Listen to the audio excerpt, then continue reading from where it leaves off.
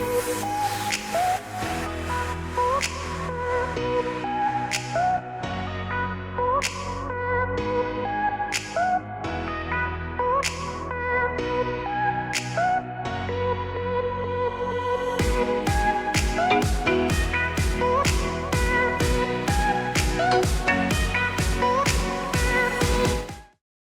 my name is Stephanie Robbins, and I am the CEO and president of Robbins Plumbing here in Phoenix, Arizona.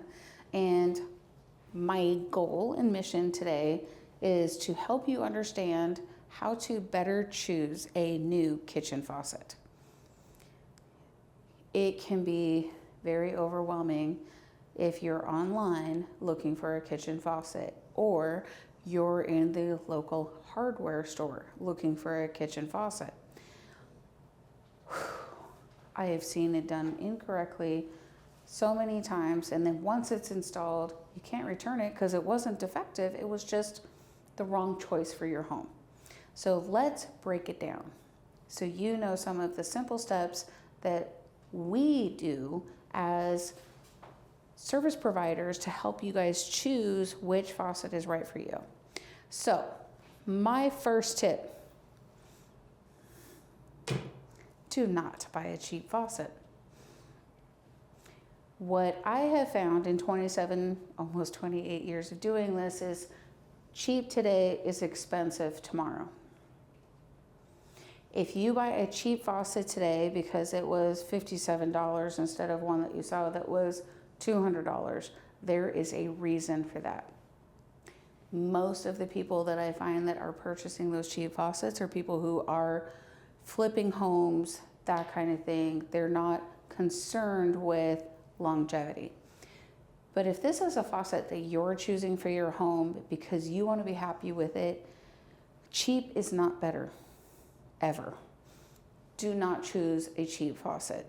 The internal parts are going to be plastic, the warranty is going to suck, you're going to end up buying it a second time.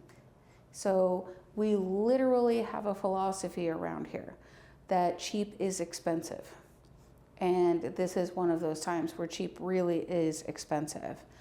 The other thing to consider with your kitchen faucet is really, how are you using it? Do you entertain? Do you do a lot of dishes? Are those dishes big? That kind of thing. Because what that is do you want a pull-out spray? So if you're looking at a new faucet, do you want a sprayer? And do you want it to move with you? Do you want it to reach? I had a client, God bless them, that wanted a kitchen faucet. They bought a pull-out sprayer, but they thought it was going to reach the floor to wash their dog. That's not how that works. So let's use the faucet for what it's meant to, but let's really consider, like, how often do you wish it would reach a little further, right? How wide is your kitchen sink, that kind of thing. But do you want to pull out spray? But then there's the technical term of an in the body spray and an out of the body spray. So do you want your faucet, if you decide, hey, I absolutely want a sprayer that will pull out and reach in the whole sink, awesome, highly recommend. But do you want that to be something that's a part of the faucet? So the head of the faucet pulls out and reaches, that's in the body. Or do you want it to be on the deck of your counter, where there's an additional part that comes up that's out of the body spray? This is a personal preference thing. But if you buy the faucet right, because you didn't buy cheap because you listened to me for step number one, this is something that you could have for the next 10, 15 years. So really think about, do you want it to be all inclusive, or do you want it to be separate, and why? And that is a personal preference thing. I cannot make that decision for you. I can just ask you great questions. The other thing that you want to consider when you're purchasing a new kitchen faucet is the style of knobs that you want. I have a lot of very strong personal opinions on this one, but I am someone who almost exclusively cooks from home. In fact, my goal is to be a homesteader. So what we do in our kitchen may be different than what you do in your kitchen. Those handles are going to matter. If you hardly use your faucet, the handles are not a big deal. Do you want hot and cold and 2 handles and them to be in the deck? Or do you want a single lever faucet? Or do you want to not touch the faucet at all because your hands are covered with the ooks? So, fun fact, at home, I have a faucet that I literally touch to turn on and off because I'm constantly cooking at home. I'm learning all kinds of crazy, awesome things. But my hands are covered, I'm like, ugh, and but I come to the office. My office, it's my company. It is not a touch faucet at the office. So every time I go to try to turn it on and off, it doesn't work. It's a lever, and I have to manually operate it. And why I chose that for the office was because I was concerned that people wouldn't turn it off. They turned it on, and then it times out. You got 5 gallons of water. So at the office, there's, typically any day, 15 people in and out of the kitchen. So I wanted, they use it manually. But at home, I've got the and I'm just, So I yell, peasants, they don't have a touchless faucet. It's crazy. But that's the thing, you want to consider that is how are you going to use it? How often are you going to use it? Because if you're someone who's constantly got food on their hands, cross-contamination is a big deal. So I don't want to take chicken hands and touch my faucet handle and on and off and to constantly have to sanitize at home. Chicken's not a problem at the office, right? Plumbers are. So I need to make sure they turn it on and off, on and off, on and off. So that is, again, that personal preference, but things to consider. How do you want to use that faucet? Do you want it to be hot and cold or 2 handles, a single lever that you operate that, measures kind of like a shower valve? Or do you want to not have to do that? And there's also censored faucets. What I have found currently is that when you have a censored faucet, half the time they don't work.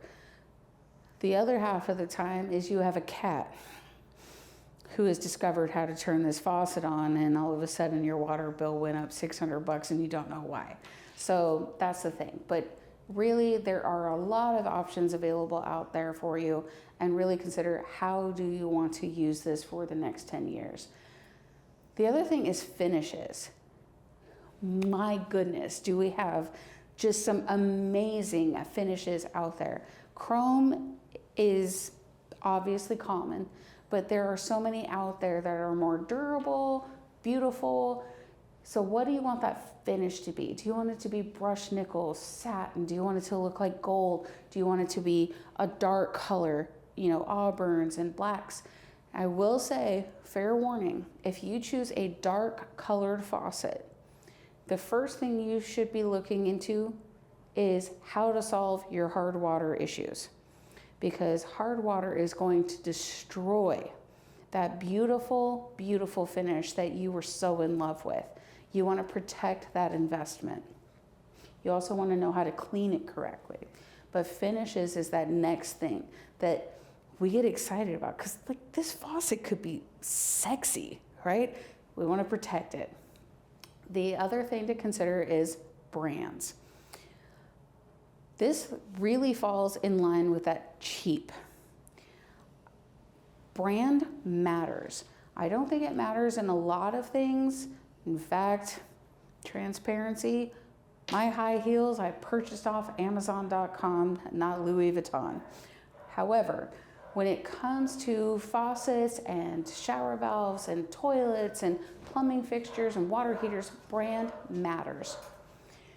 And brand matters because of warranty, quality, and longevity. So when you're looking and hey, you're often going to be really, hey, this brand doesn't match because it's that cheap. But when you're looking, so some of my favorite brands, Delta, Pfister, which is hard for me not to say Price Pfister because I've been at this for a hot minute, but Delta, Pfister, Moen. You want to stick to brands that have withheld time. They've got this, they have great warranties, because ultimately in the lifetime of that faucet, you're going to have to make a repair. That's just how the world turns. The bonus tip that I have for you is that when you're buying a kitchen faucet is to consider the spout length. When you're buying a kitchen faucet, if you have a 1-bay kitchen sink and it's only this wide, you don't really need that big of a spout. But if you've got a 3-bay kitchen sink, you really need to consider that spout length so it reaches all 3 bays.